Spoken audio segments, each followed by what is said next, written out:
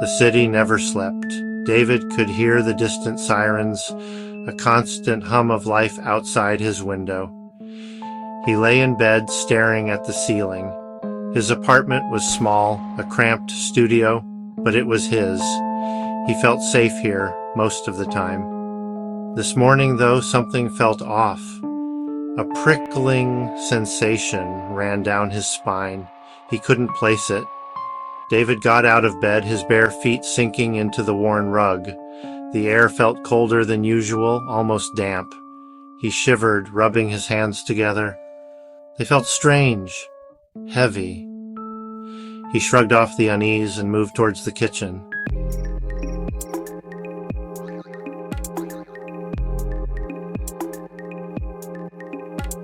David sat at his small kitchen table, flipping through emails on his phone.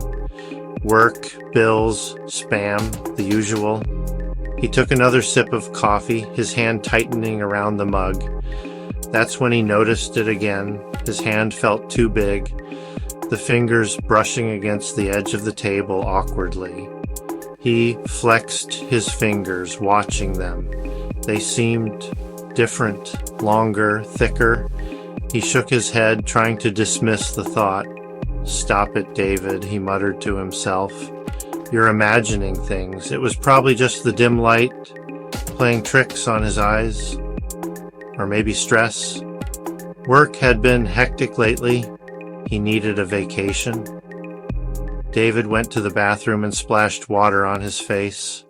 He stared at his reflection in the mirror. He looked tired.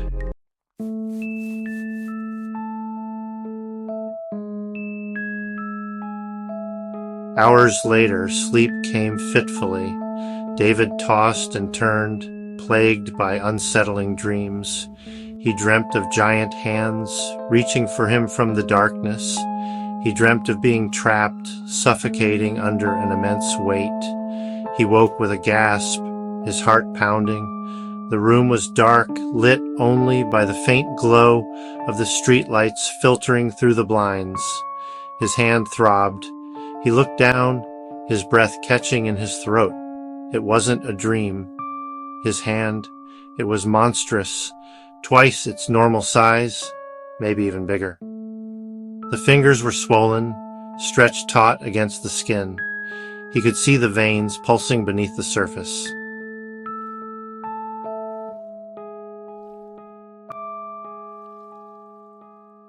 This was insane. A hallucination? It had to be. Stress, fatigue, too much coffee. His mind was playing tricks on him. That's all it was, right? David stumbled to the bathroom, flicking on the light switch. The sudden brightness made him wince. He stared at his reflection, his heart pounding against his ribs. The face staring back was haggard, eyes wide with fear. But his hands, they looked almost normal, slightly larger than usual maybe, but nothing like the grotesque appendages he had seen moments ago.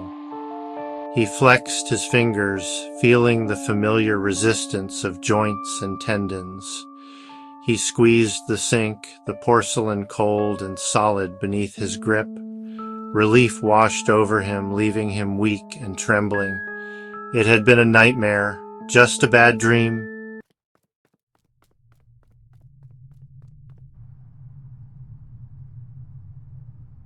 Morning light, harsh and unforgiving, streamed through the window. David woke with a start, his heart hammering in his chest.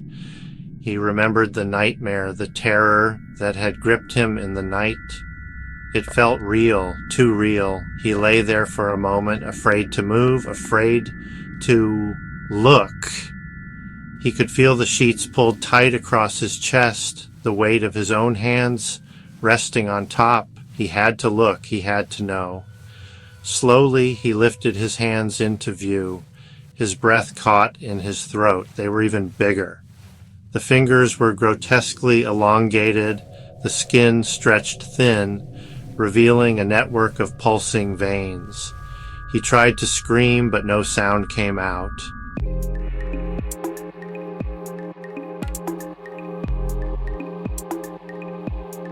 His apartment, once a sanctuary, now felt like a prison. The walls seemed to close in on him, the ceiling pressing down.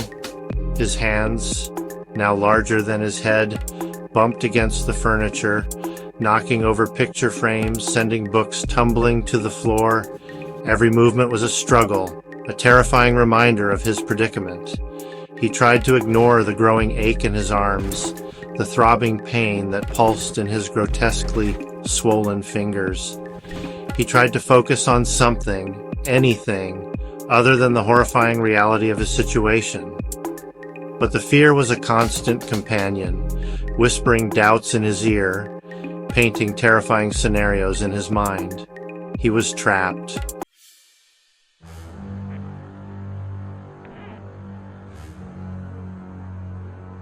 The apartment, once his refuge, transformed into a warped and menacing landscape. Doorways shrunk into narrow passages, threatening to trap him.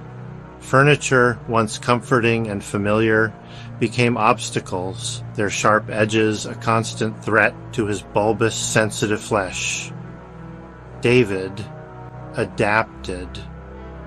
He learned to navigate his new reality, his movements slow and deliberate.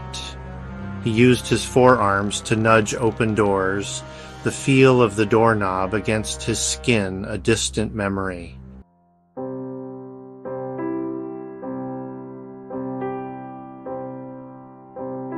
The silence of the apartment pressed in on him, heavy and suffocating. Isolation gnawed at his sanity. He needed to talk to someone, anyone. His gaze fell on his phone, lying on the coffee table like a lifeline, just out of reach.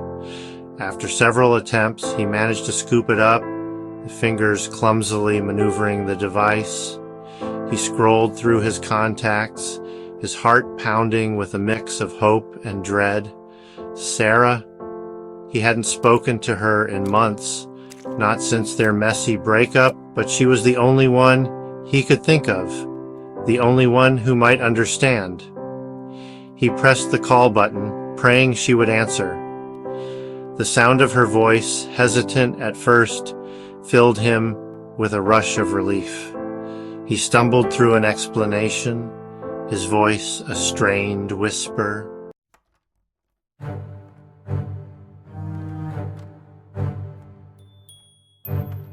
The gnawing hunger in his stomach was a constant reminder of his predicament. He stood in the kitchen, staring at the contents of his refrigerator. It had been days since his last real meal. The thought of trying to eat, of maneuvering his massive hands around utensils, filled him with a sense of despair. He managed to open a can of soup, his fingers fumbling with the opener. He held the can to his lips, trying to sip the lukewarm liquid directly from the container. The soup dribbled down his chin, staining his shirt. He growled in frustration, the sound alien to his own ears.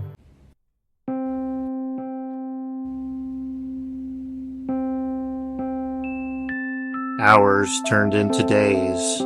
Days blurred into a nightmarish haze of pain, fear, and isolation. The internet, his only connection to the outside world, offered a terrifying glimpse into the abyss of the unknown.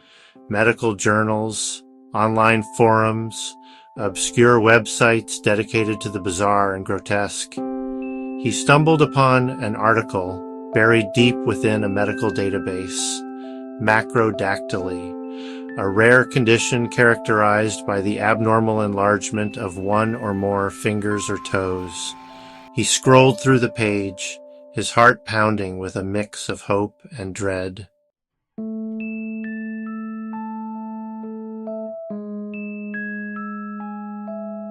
The doctor's office was a sterile, brightly lit space, the air thick with the scent of antiseptic and anxiety.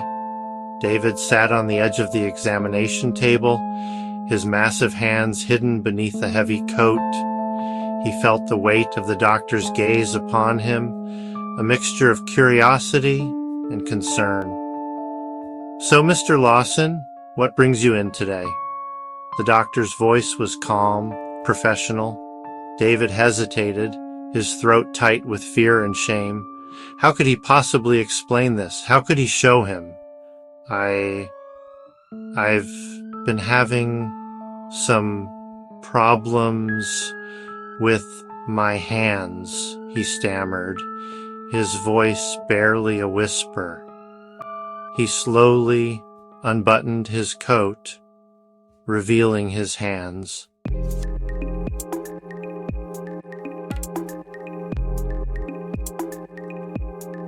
The fluorescent lights of the public restroom cast a sickly pallor over everything.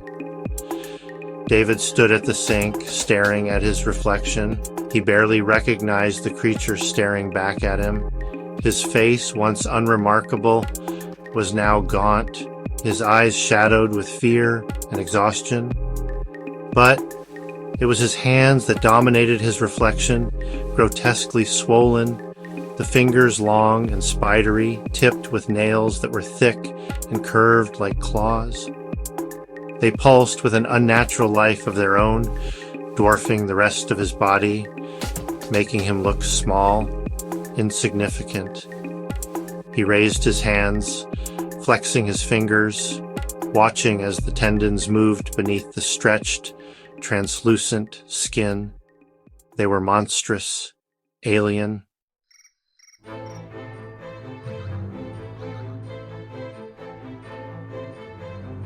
The phone rang, a shrill, insistent sound that cut through the oppressive silence of his apartment.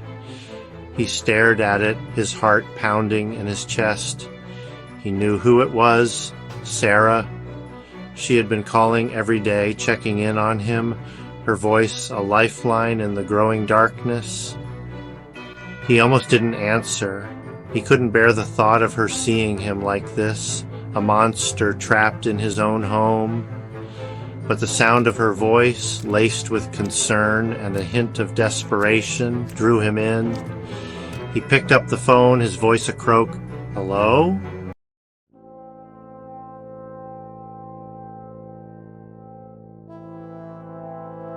The word macrodactyly had echoed in his mind, a beacon of hope in the storm of his fear. But hope, he was learning, was a dangerous thing.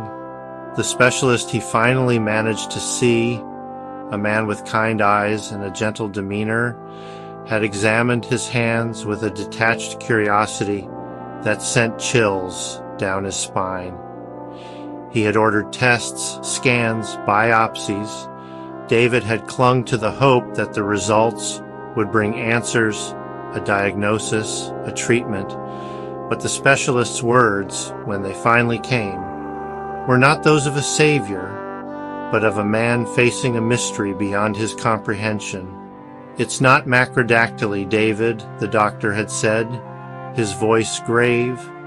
"The tests, they show something else, something we've never seen before. The growth was not a disease, not in any conventional sense."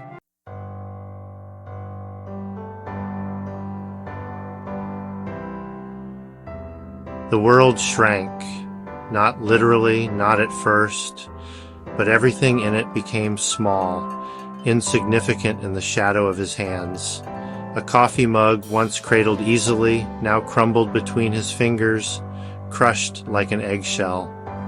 The refrigerator door, once opened with a casual nudge, now buckled under his touch, its metal frame groaning in protest. He was a danger to everything he touched. Every object, every surface, bore the mark of his monstrous grip. He broke chairs, shattered dishes, tore holes in the walls with a careless swipe of his hand. The destruction brought a strange sense of satisfaction, a release of pent-up fear and frustration. He was no longer David.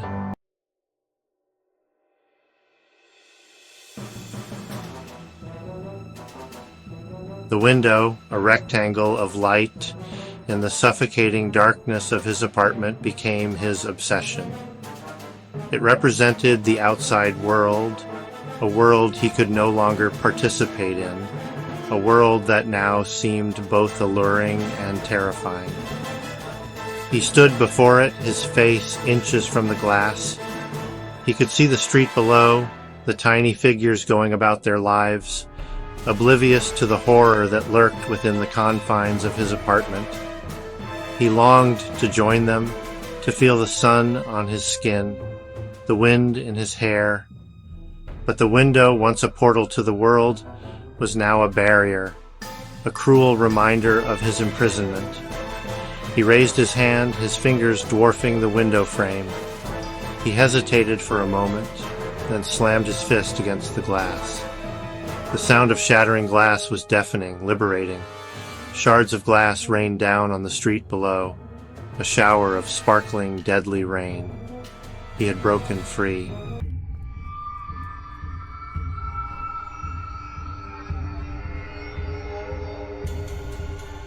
He knew she would come. He had begged her not to, his voice a tortured whisper on the other end of the line, but he knew she wouldn't listen. Sarah had a stubborn streak, a fierce loyalty that had both drawn him to her and driven them apart. He heard her key in the lock, the familiar click that sent a jolt of fear and longing through his mutated frame. He wanted to hide, to spare her the sight of what he had become, but it was too late. The door creaked open, and he heard her gasp, a soft, horrified sound that cut through him like a knife. "David?" she whispered, her voice trembling. He didn't turn. He couldn't bear to face her, to see the fear and pity in her eyes. "Sarah, you shouldn't have come," he rasped, his voice a stranger's voice, deep and guttural.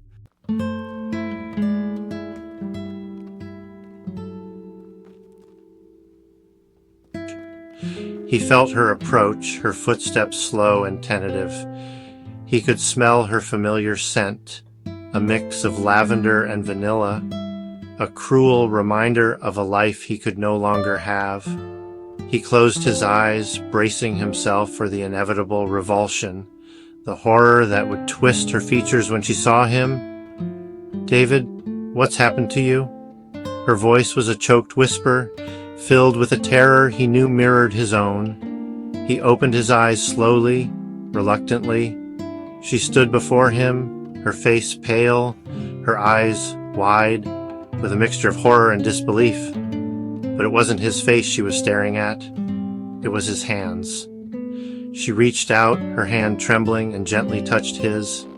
He flinched at the contact, expecting her to recoil in disgust, but she didn't.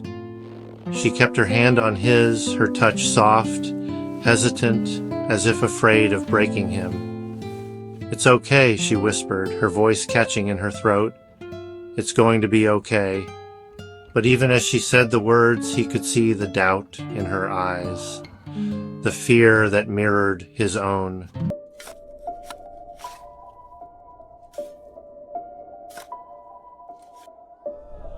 "No," David roared, the sound inhuman, a guttural rasp that echoed through the shattered remains of his apartment. He pulled away from Sarah's touch, her warmth a painful reminder of the life he was leaving behind. Her words, meant to soothe, only amplified the terrifying truth. It wasn't going to be okay. He was already gone. Yet as he stared at them, a strange sense of acceptance washed over him. This was him now. This was his reality.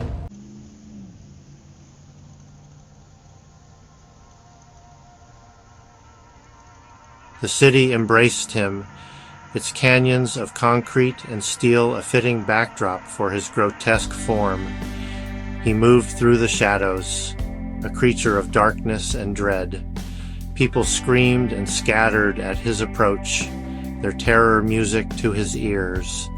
He was a force of nature, a harbinger of chaos. His hunger fueled him, a primal urge that could never be satisfied. He devoured everything in his path. Cars crumpled like toys beneath his grip. Buildings shook as he brushed past them, his laughter echoing through the streets.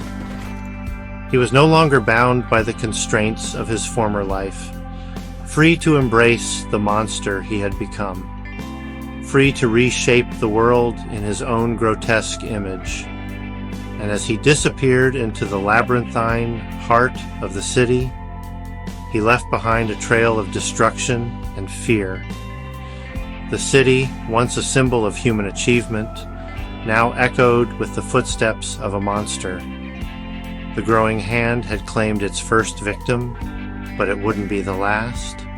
And in the shadows, countless others stirred, waiting to unleash their own terror. The nightmare had just begun.